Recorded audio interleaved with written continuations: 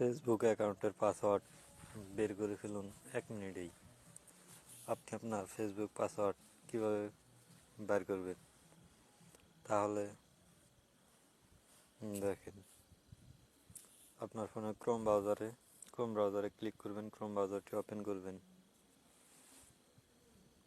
Chrome ব্রাউজারটি open হয়ে গেলে আপনি থ্রি ডট এই অপশনে ক্লিক করবেন। ক্লিক করে সেটিং অপশনে ক্লিক করবেন।